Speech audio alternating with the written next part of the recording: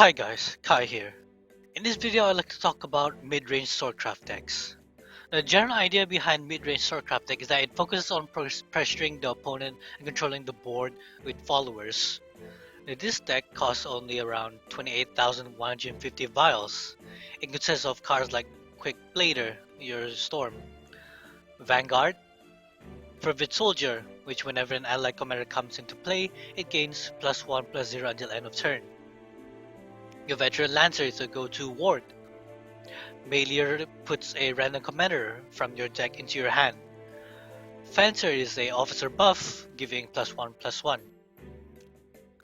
Novice Trooper is your other storm follower. Pompous Princess summons a random 1 play point from your deck into play. Floral Fencer, of course when you evolve it, summons a Knight and Steel-clad Knight. This card is very good for board control because it puts out 2 free followers on the field. Aurelia is a very good ward because of how it works. So it gains +1/+0 for each enemy follower in play, and if there's at least 3, it gains resistance to targeted enemy spells and effects. So cards like Wind Blast doesn't work on it, but with the exception of cards like Fire Chain or cards with Bane, it will still destroy her. Avant Blader helps replace your hand by putting 2 random officer cards from your deck into your hand. Sage Commander is your follower buff up, which gives +1/+1. Otohime floods your field with her bodyguards, of course until 5. Tsubaki has an ambush, and it destroys an enemy follower with at least 5 attacks, so it can take up big threats, like Fanfare, or an opposing front guard general. For spells, we have cards like Whole Soul Swing, which, if there are fewer allied followers than enemy followers in play, it summons a knight, and it deals 2 damage to an enemy follower. So it's very good to clean up the enemy field with this card, like take out a 5/2 that has already traded into one of your followers.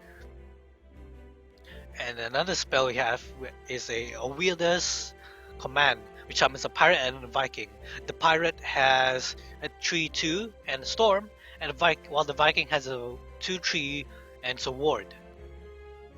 Now in the early game, your priority mulligan would be these first 4 cards: Quick Blader, Vanguard, Fervid Soldier, and Veteran Lancer. Now if you're going first, you should have maybe a Fencer, Novice Trooper, or a Pompous Princess, should you have a 2-drop in your hand. But if you're going second, you'd want to have Floral Fencer, because you're going second, you're going to evolve first anyway, so it's better to have Floral Fencer because you're going to have more board control by then. Now in the early game, you want to do face damage, so that it's very easy to seal up in the later game. Because in the mid game, that's where you start to maintain board control with cards like Aurelia or Sea Queen Otohime and Sage Commander. That's where you start to trade and whittle down your enemy leader's follower on board. Now to seal the game, you can use your storm cards like Wielder's Command, Novice Trooper, or Quick Blader. Now for my deck, I don't have Tsubaki, rather I have Gabriel for more damage. So at 8 play point, I can play cards like Quick Blader into Gabriel, and it's already a 5 damage to the enemy leader. There are other decks that utilizes different cards like Oldest Knight and Ascetic Knight. These will flood the board easily, and the deck uses Wind God, Assault Commander, and with the addition of Sage Commander to buff up all these followers, especially with the use of Rousing Step. Assault Commander, I think it gives all officers +1/+0. Wind God is a natural taunt because of how it works. Which at the start of your turn, all allied followers gain +1/+0. Another deck that utilizes a different card would be this one. It has Front Guard General to protect cards like your Sea Queen Otohime's Bodyguard in order to use Sage Commander next turn, should your opponent have big threats to trade into all of your bodyguards. Another card would be this Angelic Barrage, which of course is gonna deal 1 damage to all enemies.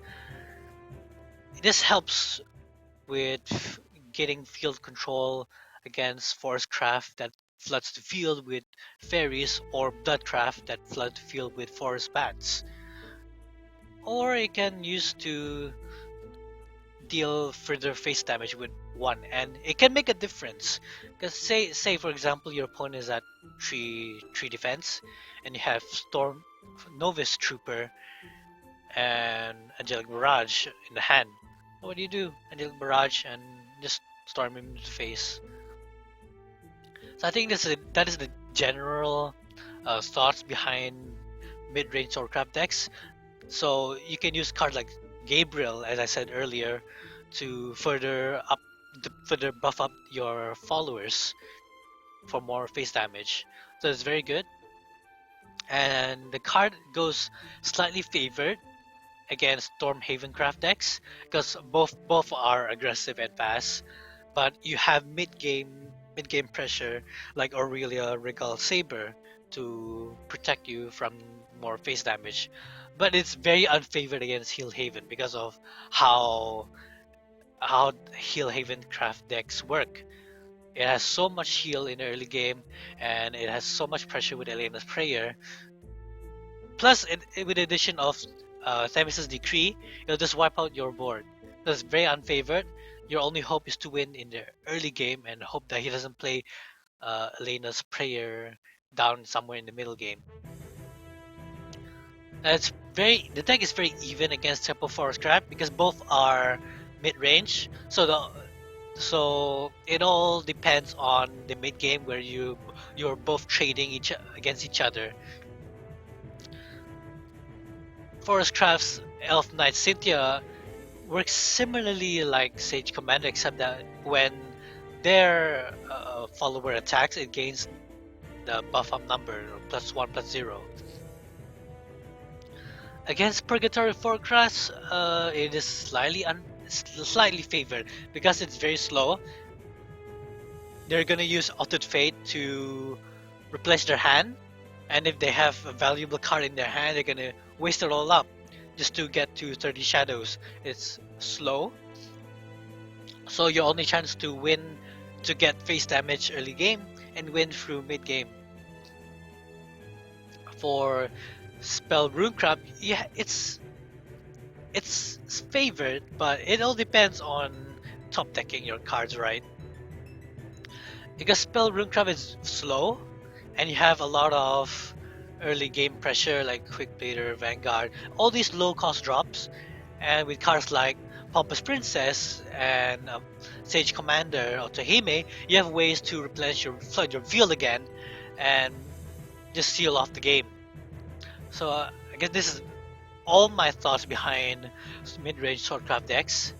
So if you have any suggestions or more comments on what deck should I analyze or give my thoughts on, comment down below the video, and like if you enjoyed the video.